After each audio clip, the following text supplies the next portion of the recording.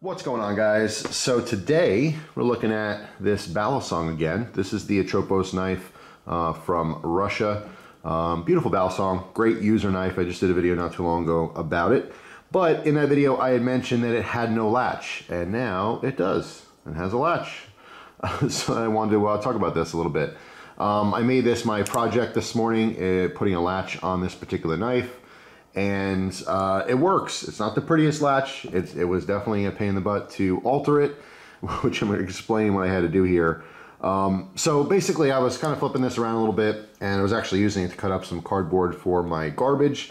We have like a weird situation where I am with the garbage, what's been going on lately, and recycling, and there's like monitors for it and stuff. People are actually going through locals' garbage now to see if you're recycling properly.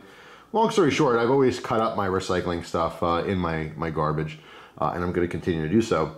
It's where I get a lot of my actual usage on my knives is cutting things up. Plastic containers, plastic milk jugs, water bottles, cardboard from packages that I receive, things like that.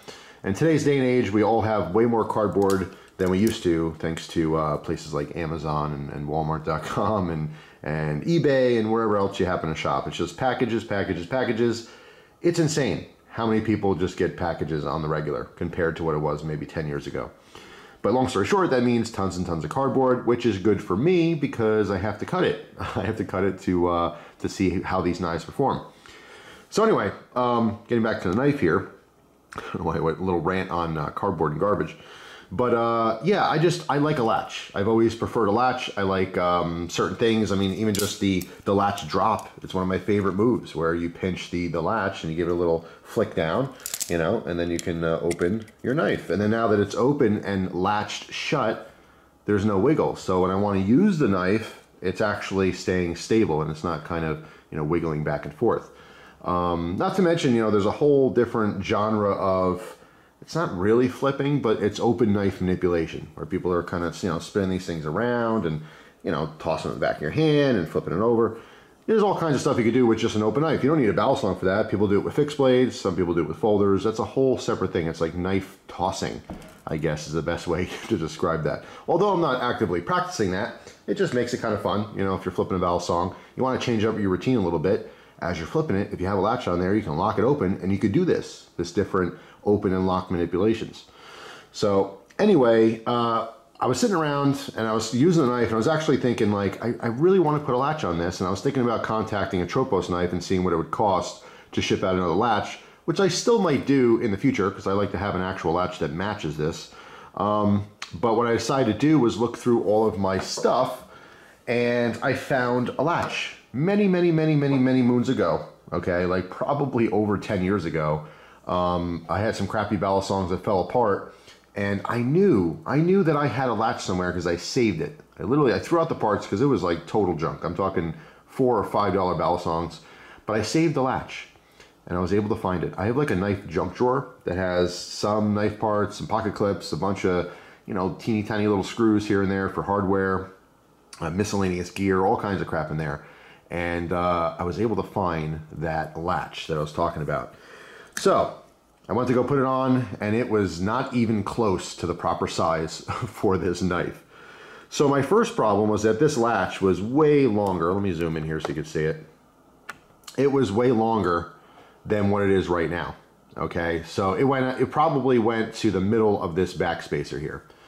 And that was not going to work because, I mean, I first put it, in the channels here to see how it would look. And I'm like, wow, it's okay. And I didn't realize, as I lift this up, that bottom can't go anywhere and the actual latch would lift out.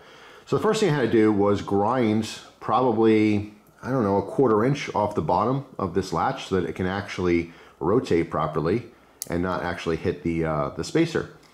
So that was the first thing I did. Huge pain in the butt. I was actually using the WorkSharp belt system for that, which is not intended for that. I posted it on Instagram.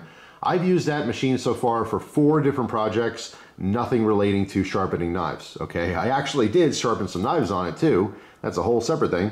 Actually, the first knife I sharpened on it, I didn't do the proper way. It came out fine, but you're supposed to, like, let's say my finger's the belt. As you're sharpening, you're supposed to stop with the tip on the belt. And I didn't read the instructions before I did this, so I was just, doing the passes or whatever. and it was totally fine. It was on the mini bug out. I'll probably post that video eventually.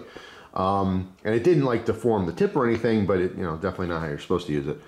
Long story short, it's been super handy for all kinds of stuff. But yeah, so the first thing I did was, you know, take off a bunch of length off the bottom of the latch, right? And then I'm like, all right, well, the fitment's good and everything, right? And I went to go put the pin in. So obviously you see the hardware here. I'm not gonna take it out right now, but the pin, the tube that goes through the frame and through the latch was too thick. Okay, it was just too thick, the original hardware for this. And by the way, this came with spare hardware, spare screws, in case you happen to lose a pivot screw or one of the Zen pin screws. Thankfully, because if I messed it up, I would have needed that. But I ended up holding the tip. This was such a pain. This whole project took like over an hour. I held the tip of the screw that was screwed into the tube with the other screw off with a pair of pliers, all right? And I had to basically shave down the tube. I had to go all around the tube to make the diameter as skinny as possible so it can actually fit. And I was able to do that. I thought it'd be impossible because it's not even, it's definitely wonky, but it works. It's fully functional latch, all right? There's not much play side to side. It does latch totally closed, as obviously as you saw before, and it holds. It's not going to accidentally come undone. And of course, even more importantly, it does latch in the closed position here as well.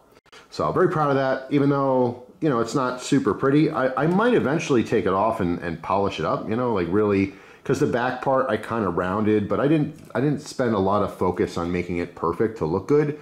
I was really focused on the functionality. I just wanted it to work. I didn't really care how it looked, and it looks okay, but when you really scrutinize it, you're like, you know, you can definitely clean that up. So I may or may not, I don't know, probably not, to be honest. Unless it bothers me that much, then I'll take it off again, and I'll kind of grind it so the shapes look really nice, but it's hard because I have to use a very fine belt. I don't want to take off more metal because obviously it's functioning perfectly as it is. I don't want to make it smaller. But anyway, long story short, you know, ingenuity. I wanted a latch, I had a latch. It didn't work. It didn't work at all, but I made it work, which was pretty cool. So the lesson of the day is tools are good. The more tools you have, the better. I've always said this. I've always known this. I unfortunately don't have a great spot to have like a nice big toolbox and all kinds of actual tools, but I have a couple tools here and there, and they do come in handy. All right, tools are something you will never ever regret buying. So if you ever get a chance to get a decent tool, maybe you're at a garage sale or something, you see a nice wrench set, you know, or even a power tool or something, and for a good price, just snag it up. You never know.